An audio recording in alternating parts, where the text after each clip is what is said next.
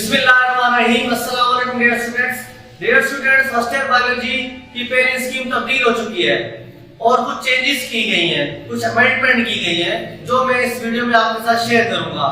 तो dear students, जिन बच्चों ने एमडी कैट पास करना होता है और एमबीबीएस में एडमिशन लेना होता है तो उनके लिए ये बहुत ज्यादा हेल्पफुल होगा, और उन स्टूडेंट्स के लिए भी जो एमडी कैट क्लियर नहीं कर पाते या बायोलॉजी की दूसरी फील्ड में चले जाते हैं, उनके लिए भी पेरेंट स्कीम फायदेमंद साबित होने जा रही है। तो आइए चलते हैं, हम उस पेरेंट स्कीम को देखते हैं पहले, फिर आपको कुछ इंपॉर्टेंट बातें भी शेयर करेंगे। तो डियर स्टूडेंट, जैसे एज ये आपको पता है, जो क्वेश्चन नंबर 1 होता है, आपने कुछ क्लास 9 में भी दिया होगा, क्लास 10 में भी दिया होगा, you know well about that कि क्वेश्चन नंबर 1 एमसीक्यूज बेस्ड होता है, और यहां पर आपके पास एमसीक्यूज आने वाले हैं टोटल 17 एमसीक्यूज आएंगे, और 3 चैप्टर ऐसे हैं जहां से 2 एमसीक्यूज आ रहे हैं। इस चैप्टर में से चैप्टर नंबर 10 में से, 11 में से एंड चैप्टर नंबर 14 में से। बाकी जितने भी चैप्टर हैं सब में से आपके पास एक एमसीक्यूज आएगा। तो टोटल जब करेंगे इसको तो हमारे पास 17 बनेंगे। तो उसके बाद जब आप 17 एमसीक्यूज को इजीली अटेम्प्ट कर लोगे तो उसके बाद आएगा क्वेश्चन नंबर 2। क्वेश्चन नंबर 2 आपके पास होगा चैप्टर, ऊपर मैंने चैप्टर लिखे हुए हैं, नीचे जितने नंबर ऑफ क्वेश्चंस चैप्टर में से आ रहे हैं मैंने वो लिखे हैं। तो चैप्टर नंबर 2 में से 3 में से 8 में से 10 में से 11 में से क्वेश्चन नंबर 2 आने वाला है, जबकि आप स्क्रीन पे देख सकते हो कि चैप्टर नंबर 2 में से 2 शॉर्ट क्वेश्चन, 3 में से 3 शॉर्ट क्वेश्चन, 8 में से 2, 10 में से 3 और 11 में से 2। यहां पर आपके पास 3 और 8 में से 3 शॉर्ट क्वेश्चन है, बाकी जितने भी चैप्टर है आपके पास 2 हो गया, 8 हो गया और 11 हो गए। तीनों चैप्टर में से आपके पास 2 एमसीक्यू आ रहे हैं। उसके बाद आप करोगे चैप्टर नंबर 3 को। चैप्टर नंबर 3 में आपके पास फिर क्वेश्चन नंबर 3 जब अटेम्प्ट करोगे तो उसके बाद पहले चैप्टर कौन से, पहला, चौथा, 7वां, 13वां और 14वां। यहां पे आपके पास 7वें और 14वें में से 3 शॉर्ट क्वेश्चन आ रहे हैं, जबकि बाकी जितने चैप्टर है सब में से आपके पास 2 शॉर्ट क्वेश्चन आ रहे हैं। इसके करने के बाद आप करेंगे क्वेश्चन नंबर 4। क्वेश्चन नंबर 4 में से जो चैप्टर है 5, 6, 9 और 12, यहां से आपके पास सिर्फ चैप्टर नंबर 9 में से 3 शॉर्ट क्वेश्चन आएंगे, बाकी 5, 6 और 12 में से 2 शॉर्ट क्वेश्चन आएंगे। इसके बाद ये करने के बाद आपका एक सवाल कंप्लीट हो जाएगा क्वेश्चन नंबर 4, यानी कि आपका जब क्वेश्चन नंबर 4 अटेम्प्ट कर लोगे आपके जितने भी शॉर्ट क्वेश्चन है वो अटेम्प्ट इजीली हो जाएंगे। यहां आप टोटल करोगे तो आपके पास 12 बनते हैं, 12 में से आपको 8 अटेम्प्ट करने होंगे, जबकि यहां पर आपको करने होंगे 12 में से भी 8, जबकि यहां पर करने होंगे आपको 9 होंगे, 9 में से आपको आउट ऑफ 6 अटेम्प्ट करने होंगे। यहां पर एक इंपॉर्टेंट इंफॉर्मेशन ये है कि आपके पास पेपर एसएलओ बेस बना होगा। पेपर एसएलओ बेस का ये मतलब है कि आपके पास फॉर एग्जांपल अगर ये 12 शॉर्ट क्वेश्चन है तो इसमें से 6 होंगे नॉलेज बेस्ड, 6 होंगे आपके पास नॉलेज बेस्ड, जबकि बाकी जो 6 हैं उनमें से 3 होंगे आपके पास अंडरस्टैंडिंग बेस्ड या 4 होंगे अंडरस्टैंडिंग बेस्ड, जबकि 2 या 3 होंगे आपके पास एप्लीकेशन बेस्ड। अब आप सोच रहे होंगे कि ये नॉलेज बेस्ड का क्या मतलब है, अंडरस्टैंडिंग बेस्ड का क्या मतलब है और एप्लीकेशन बेस्ड का क्या मतलब है, ये मैं आपको वीडियो के लास्ट में बता दूंगा कि इनका क्या मतलब होगा।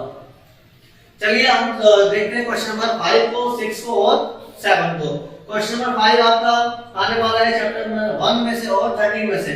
यूजुअली ये तो चैप्टर नंबर 1 का पेयर बनता था जो चैप्टर नंबर 14 के साथ, जो कि मुश्किल चैप्टर है, टीचर्स को भी और स्टूडेंट्स को भी उसमें क्या मुश्किल पेश आती है, इसलिए बोर्ड वालों ने कुछ आसानी करते हुए आसानी की है कि इसको चैप्टर नंबर 13 के साथ कर दिया, जो कि बहुत ही आसान पेयर भी बन गया और बहुत ही ज्यादा आसान हो गया स्टूडेंट्स के लिए। उसके बाद क्वेश्चन नंबर 6 बनेगा 2 में से और 8 में से।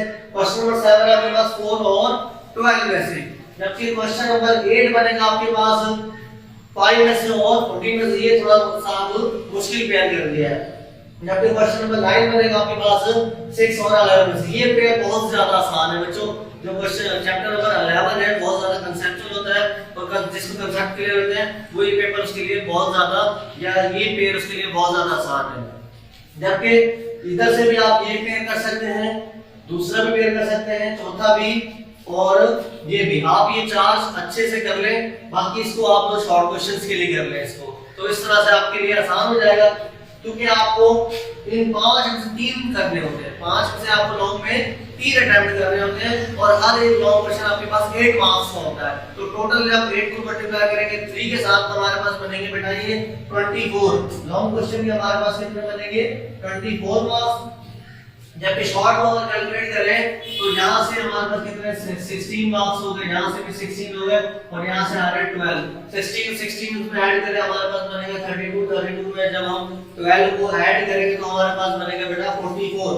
तो 44 में हम अगर ऐड करें 24 को तो फिर हम देखेंगे कि ये बन जाएगा हमारे पास 8 और ये 6। तो जब हम 68 में 17 को ऐड करेंगे तो हमारे पास 85 मार्क्स का हमारे पास होगा बेटा पेपर हमारे पास बन जाएगा। तो ये पेपर आपके लिए इस पेयरिंग स्कीम के मुताबिक आसान पेपर सॉल्व करना बहुत ही ज्यादा आसान होगा बनिस्बत इसके कि आप पूरे 14 चैप्टर को आप तैयार करो।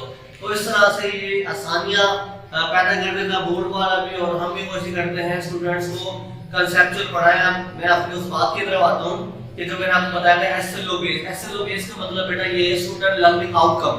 स्टूडेंट लर्निंग आउटकम में ये है कि बच्चों को सवाल नॉलेज बेस दे रहे हैं। नॉलेज बेस का ये मतलब है कि बस आपसे टू द पॉइंट बात पूछी जाएगी, जैसे व्हाट इज डिफाइन या जो बुक में आपको पढ़ाया है उसी तरह आपको सवाल होगा। दूसरा जो आपको बताया मैंने अंडरस्टैंडिंग बेस का ये मतलब बेटा कंसेप्चुअल अंडरस्टैंडिंग को हम कंसेप्चुअल भी कंसीडर कर सकते हैं, कंसेप्चुअल सवाल होंगे। और जबकि तीसरा एप्लीकेशन बेस मतलब कुछ एडवांस बात बताएं उस टॉपिक में जो आपने पढ़ा है कि मतलब फ्यूचर में इससे क्या हो सकता है या इस तरह से बेटा। तो ये एक अच्छा इनिशिएटिव भी है क्योंकि आपके अगर आप देखें तो 8 में से अगर कोई स्टूडेंट रट्टे लगाने वाला भी है तो वो 6 तो नॉलेज बेस आसानी से कर लेगा, तो कंसेप्चुअल भी कर लेगा क्योंकि जिसने टॉपिक पढ़ा होता है उसको चीजें का पता होता है। तो डियर स्टूडेंट्स तो ये था पेपर स्कीम, इसके बारे में क्लास 11 बायोलॉजी की।